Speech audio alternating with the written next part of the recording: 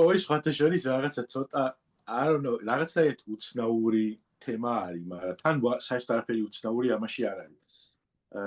ტრამპის ტარიფებთან დაკავშირებით რაღაცა ის საერთოდ წარმოუდგენელ რაღაცაზე რო აქვს ეფექტი, მაგ პონჩი გადავაწყდი შემთხვევით სტატიას, რომელიც არ ვიცი შეიძლება იცის ხალხმა, მაგრამ თურმე ესე იგი ჩინეთიდან ეხა ხო აპირებენ რომ თელეს ქარხნები გადაიტანონ სხვა ქვეყნებში, რომ ტარიფების ამბავში არ გაუძვირდეთ ეს ყველაფერი და ერთ-ერთი ყოფილა ვიეტნამი, სადაც გადააქვთ ეს ქარხნები.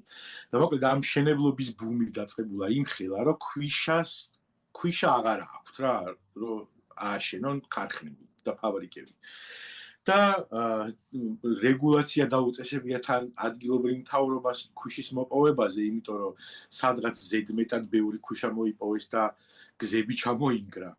და ეხა თურმე აი ამ ტრამპის ტარიფების პოლიტიკამ გამოიწვია სერიოზული საერთაშორისო ეკონომიკური ბუმი კამბოჯადან ვიეტნამში ქვიშის ექსპორტი.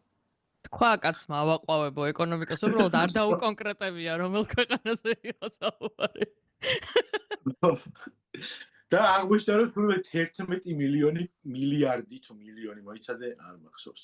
Anyway, ძალიან ბევრი მილიონი, ხო?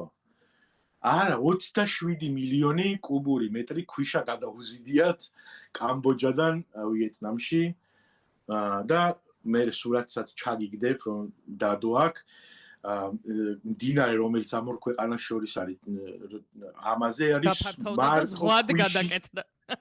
მარტო ქვიშის გადამზიდი ისენი არის რა ქვია გემები და აიქო სურათები არის ხო და გუშინ აი მაგას ვუყურებდი თან ქვიშის ექსპორტი